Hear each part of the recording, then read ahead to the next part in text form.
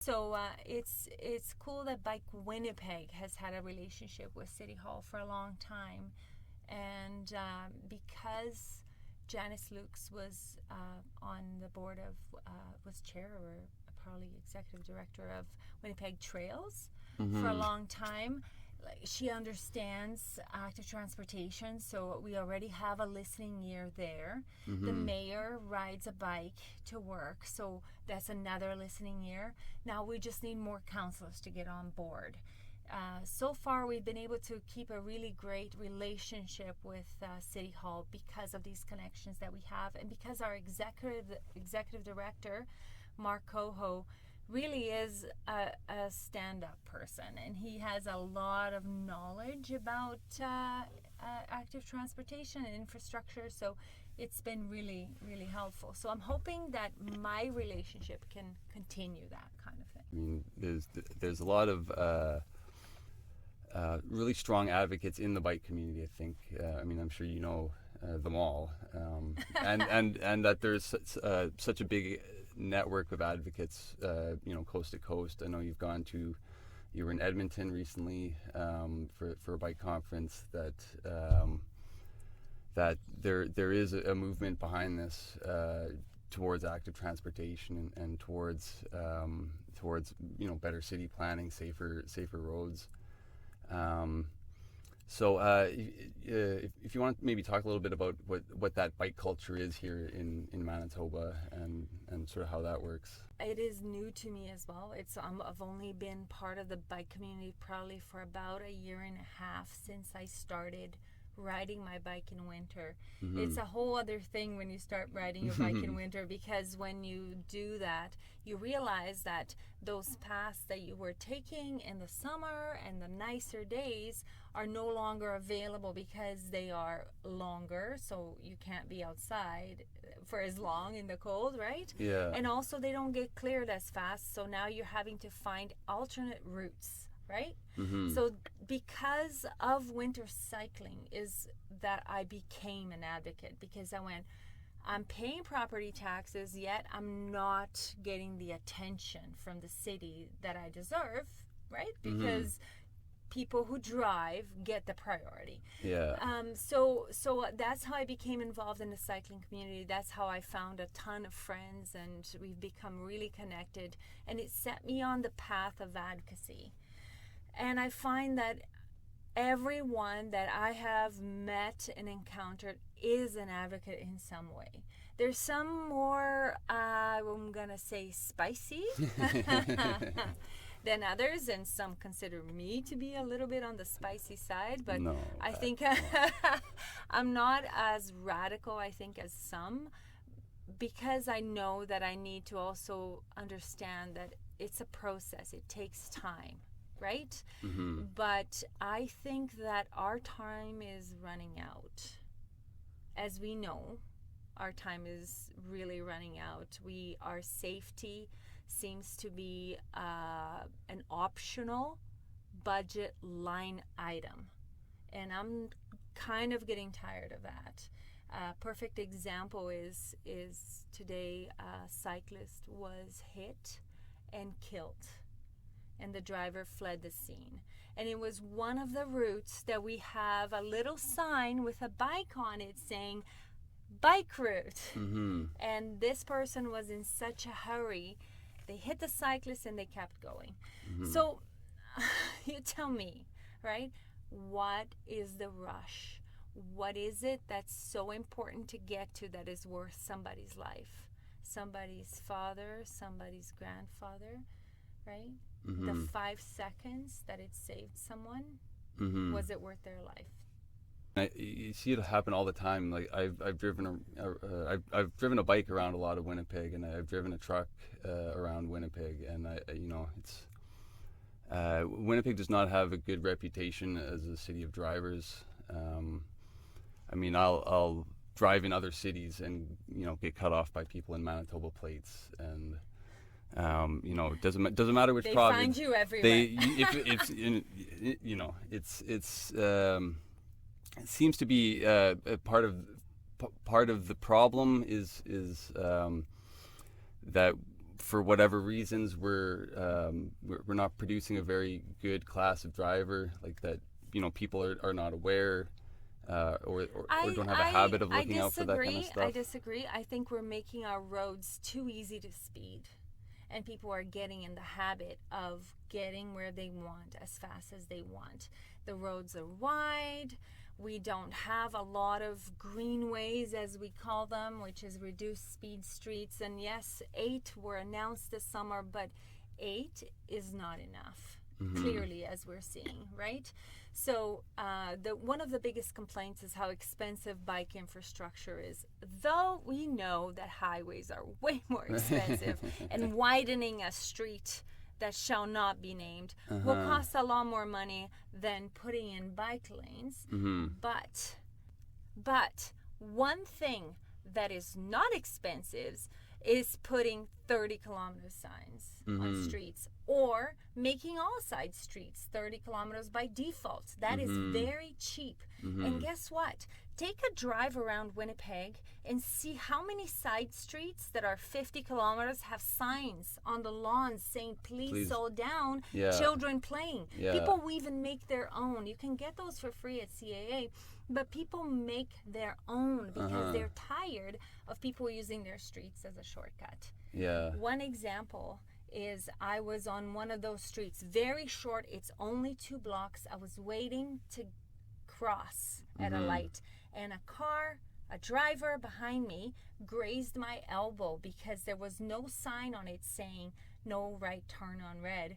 So he had to get me out of the way so that he could make a right turn, and the light was changing.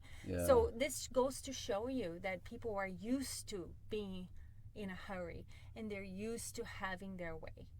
Car culture, or car built cities, car driven everything, car dependent living is it's like insidious. It is a little bit, because it literally cuts you off from the world. Like how much I think you're saying in a podcast that being able to get out and experience your ride, your journey, your senses being engaged. You're actually functioning as a human being instead of as a organic part of some machine. Like you're a brain that's supposed to turn a wheel. And there's a lot of ugliness, I guess, in what we've let car culture do to us. And for all the people that complain about roads, just slowing down is like one of the easiest ways to preserve our roads, by not driving heavy trucks too fast over roads that are probably not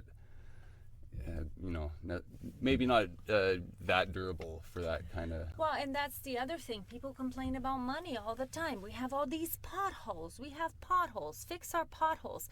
You know what causes potholes? Big vehicles going fast. Right? And these are the same people who are saying fix our potholes. There is a dissonance there, right? People aren't understanding. They demand that their money be used to fix potholes, and yet they don't understand that they are causing them. Give me more lanes. I'm stuck in traffic. You are traffic. Right?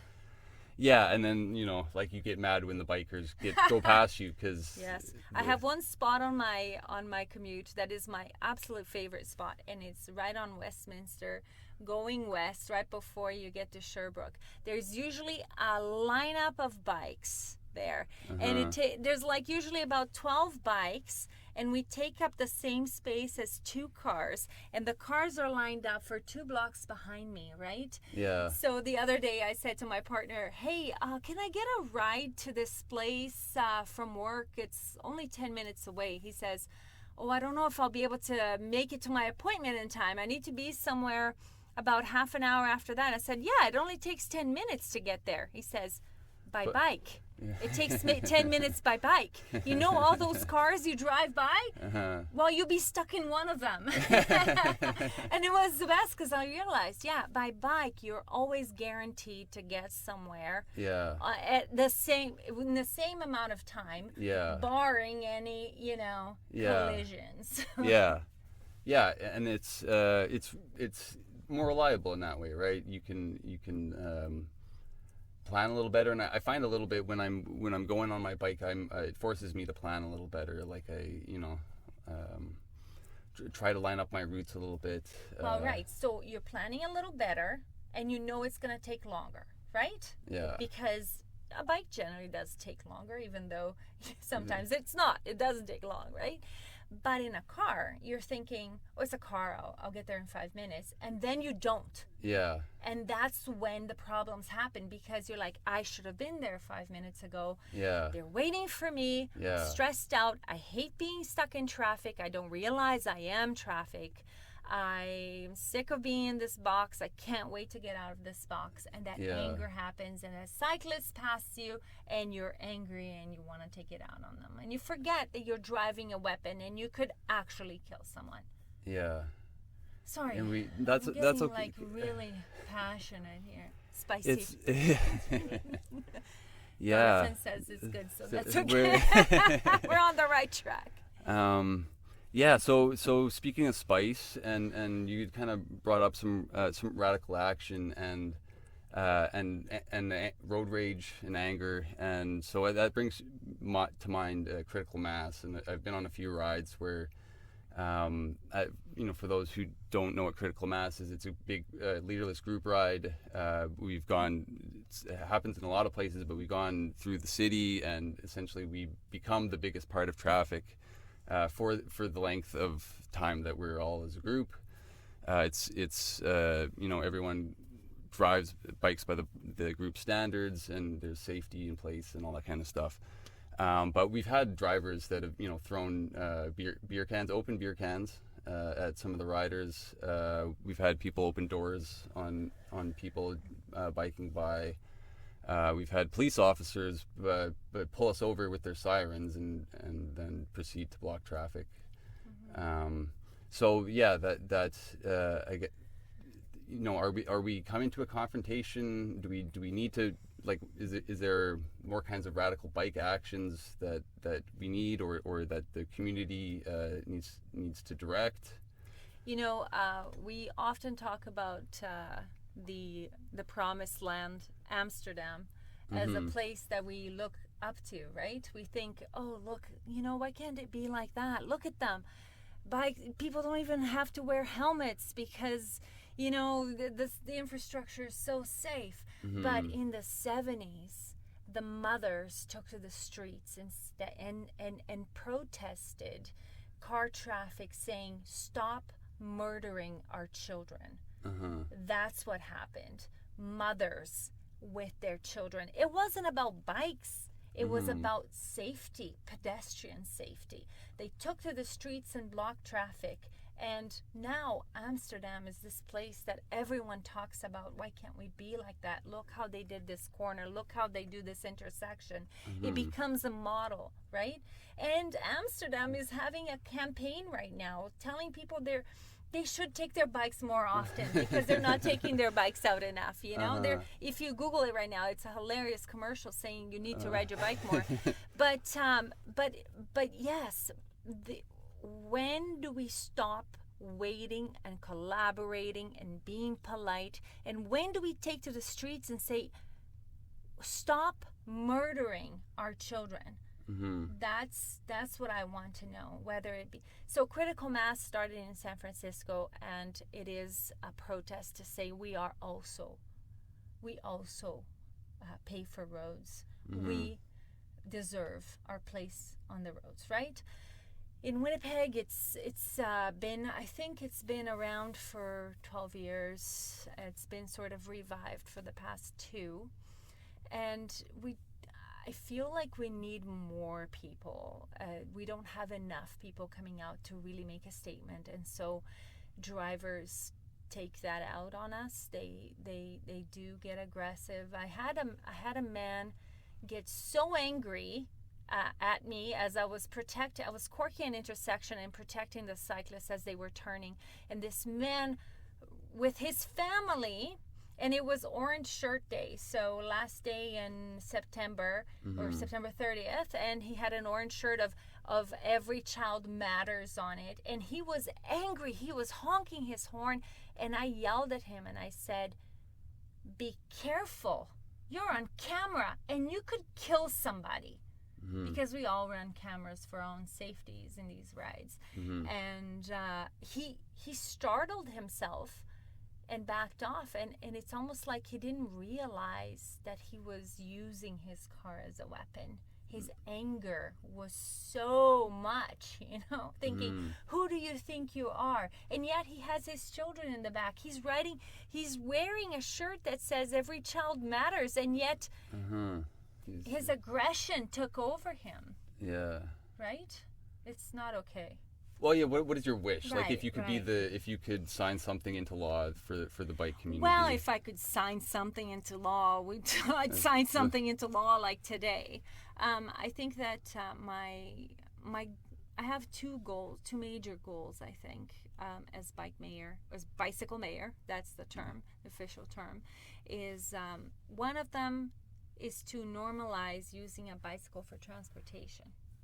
Right? To bring awareness to the general public that the person in front of you on their bike isn't making a statement. They're just going somewhere the same way you are, in a different manner, but they also are human with a family who's trying to get somewhere.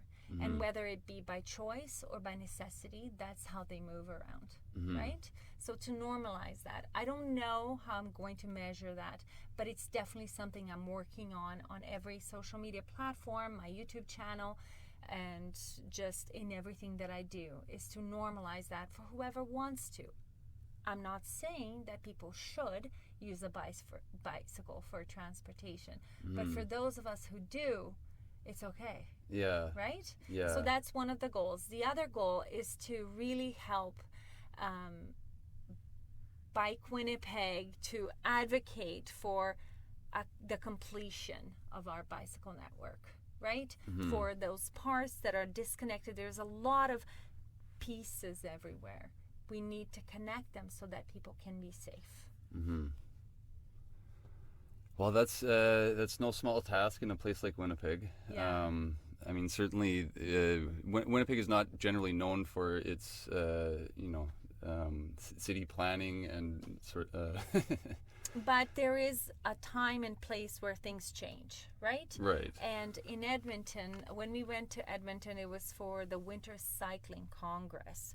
So you take a niche, which is a person who rides a bike. Then you take another niche, which is a person who only rides a bike. And then you take a different niche inside that, which is the people who ride in winter, right?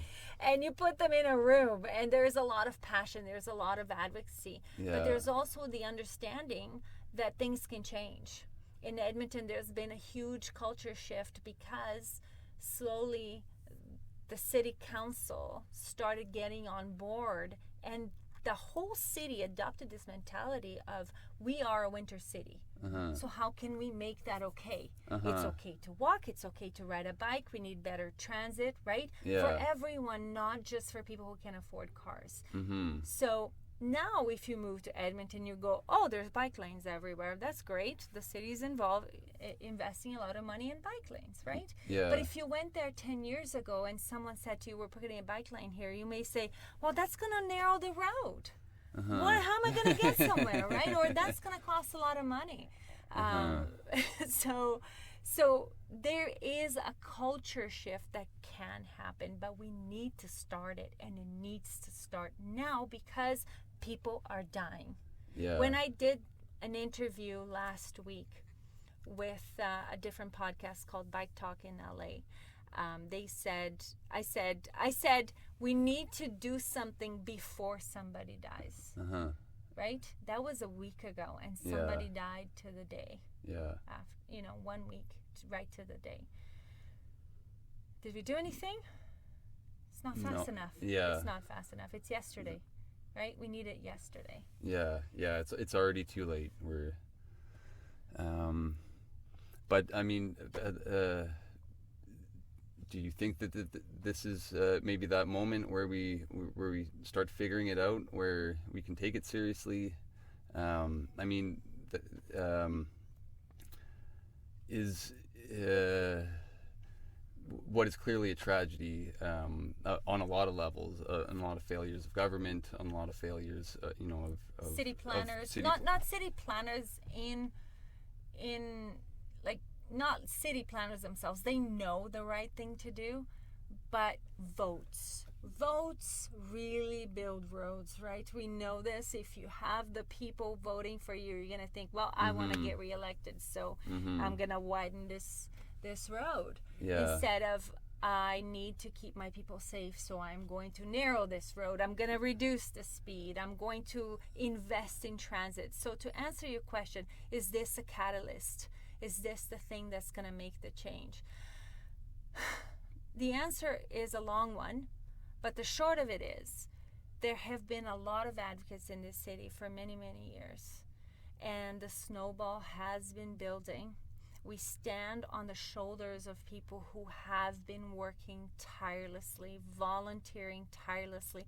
I think of people like Dave Elmore, who's the organizer, the chair of Bike Week. I think of Mark Coho and, Steve West. A lot of people who have been riding their bikes and advocating, and some of them were part of the original Bike Winnipeg, which was called Bike to the Future. And now we're coming along and going, okay, you've been doing this for a while. When does it happen? I would love to say to you that this death marks the beginning of something new. But we both know that when this cools off, everything will go back to the way it was, unless we don't stop. Right? So people say to me, I want to ride my bike, but I'm terrified. Don't be terrified. Be angry. Be angry enough to join a group and make change. Join an advocacy group. Come to Bike Winnipeg. Find your local group and tell them, here are the areas I use. What can we do? Right? Let's put pressure together on our governments. Like I said to you before, and maybe this needs to be added to my mandate, making streets slower. It's free. Okay, maybe not free, but a lot cheaper than dealing with what's going to happen if we start protesting. Well, right? Well, you heard it, bikers. That's well, when you think about it, the city of Portland the citizens of Portland sued the city for lack of bike infrastructure. So some cities don't have money for bike lanes, but maybe they have money for lawsuits. I'm not going there. That seems a bit of an American approach, but yeah, exactly. And we're too polite. And part of the problem is that we're too polite. Is that maybe some bikers are too polite too? I mean, do cyclists need to take on a little less of a polite attitude about their space on the road? I think that we have to be careful because we are vulnerable road users. So I'm never going to say to someone, don't be polite, be more reckless, or be more aggressive. I think you need to be assertive. And for the time being, you need to connect with people who can show you a bit of a safer way to get around your neighborhood, right? There's a lot of people who know the tips and tricks of getting around your neighborhood. This is the solution right now. But the long term is that we need to get what we deserve, which is safe. We just want to live. Yeah, it doesn't seem like it's too much to ask. Certainly, it's not something that we can't do, and it's not something that I've ever heard a good reason for not doing. I mean, it seems like there's a lot of misinformation about costs and about how it affects traffic, and so I mean, it's so great that you do so much advocacy work to dispel a lot of that information. I mean, I've learned more about biking today than I have in a long time. Okay, awesome. I mean, there's a big world of it, right? And there's the bicycle, I think, is a really great symbol of like personal, individual reliance, and like it's a it's a machine that gets you around, that you can sort of fix yourself for the most part. It's not, if you have some tools and you have a little bit of knowledge, you can really take care of yourself on a bike. Exactly, and it shouldn't be a symbol of defiance. It's just a vehicle. Yeah. Right? Nobody looks at maybe they look at a Prius and go, okay, that's a symbol of defiance. But you don't think of any other vehicle as a symbol of defiance. Maybe a Cybertruck. But a bike should just be a vehicle, right? And it is such a great accessible vehicle. Listen, I have friends who have moved here from Brazil, and both of them said the same. Actually, they found me on Instagram. I don't know how. Maybe I'm on some Brazilian feed or something. But they said to me, why is it so hard for poor people to get around the city? Mm-hmm. One of them said, it took me forever to even get to the beach because I had to make friends with people with cars. Mm-hmm. I don't have a car. I don't have a driver's license. I was a poor Brazilian in Rio, and I was able to go anywhere I wanted. Why is it that I moved from a third world country to a first world country and I can't go to the beach? Yeah. Right? The other said, why do they make it so difficult for me to get around by bike here? This is how I moved in my, in Brazil, and now I can't get anywhere. Yeah. Right? And as a Brazilian who is 51 and just learned to ride a bike in winter, come on. If I can do it. And I'm not saying everyone should. Please don't take me the wrong way. I'm not saying everyone should, right? I'm saying that if you have the ability, there's really very little stopping you from trying. Yeah. But you will see how lopsided our infrastructure is towards cars. Yeah. Yeah, I mean, that seems like such a big barrier to starting, right? I mean, a lot of people that live in communities that don't know even then how to use their bikes properly, right? So one of the great things about Bike Winnipeg is that we organize a lot of group rides that will teach people how to get around their neighborhoods. Mm-hmm. So if I can make a little plug, I would say that whoever's listening should check out bikewinnipeg.ca and look at the calendar of events, because honestly, that's what we do.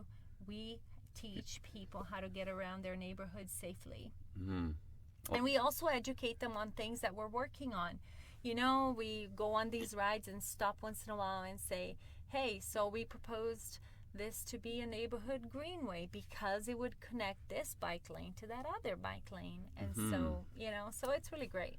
Yeah, I went on one with Ian Walker in Elmwood, and just him showing some of those disconnected places where, you like have to get off your bike or hop over a railroad track or something to, just get across the street. But, the bike path leads you like 3 blocks away, and you're, and you just see these as opportunities where, like one of the most beautiful things about biking is, just getting into that nice good flow where you just kind of sit back and you can kind of coast, you cruise. Yeah. And yeah, I mean, there's so many disruptions, and even just trying to drive around potholes. And if Winnipeg drivers have a complaint about how bad potholes are, try hitting one on the bike. And like, the extra worry of that, if that happens to be in traffic, like you're, Mm-hmm. So yeah, not to get too serious about it, but chill out, truckers. So this is really cool that we're sitting in this space here in the Centennial Winnipeg Library. Is this a free service that people can access, or how does it work? All you need is a library card? You just need a library card. I booked the time online, and this is in the middle of the Idea Mill. So there's a media lab. You can do 3D printing. They have this wonderful studio that comes with all the equipment. It's pretty much plug and go. So that and I think it's you know, an underutilized resource. Like if this is something that more libraries could have, I think that would be just wonderful. I mean, I think, you know, this is sort of the equivalent of having like a bike shop in your backyard for people who, you know, for digital design, creative arts, that kind of stuff. That's really amazing. That's something our city is getting right then, right? Yeah, it does. There are places that it works, right? Yeah, I mean, that's awesome. I know there are a lot of people that do good work at City Hall and that do push for those kind of spaces and for these kind of things to happen. And it's unfortunate that you know, it doesn't kind of reach that critical mass where, you know, like Not yet. So things will change. They are not changing fast enough. But I think what we really need from our leaders is that political will, that courage to take a stand for safety. And the safety is not just for people on bikes, it's for anyone outside of a car, and to be honest, someone inside of a car, right, as well, because they're also not safe if they're going too fast. Mm-hmm. So to think of safety first and votes later, because if you do the right thing, the votes will come. It has been proven. Yeah. You know, Anne Hidalgo in Paris got a lot of pushback for turning so many streets into bike and pedestrian areas, car-free areas. And she keeps getting reelected. So people may be resistant to it at first, but when they see the benefits, right, they come around and they support. And the people who were in the fray, maybe a little bit quiet about it before, they will come out and vote. So that courage is really, really needed. Okay, so you're saying politicians need to grow spines? Oh, I was going to use a different word. But maybe we won't do that. Okay. Yeah, I mean, there is... I think an element of courage that's been lacking in a lot of the willingness to take on risk. You know, I think there's I think that too much the city operates as in trying to mitigate their own risk liabilities instead of making a safer route. They're playing the game, right? They're playing the game, but they don't realize that we're the pawns. And our safety gets toppled over. Yeah. Wow. Yeah, that's and that like they and that mic drop. And in the end, I think they never win the game if they, you know, if you sacrifice all your pawns, you're probably gonna lose. Well, that's exactly the thing that's missing. They're thinking in 4-year chunks instead of planting the seed for their children to, you know, sit under the tree.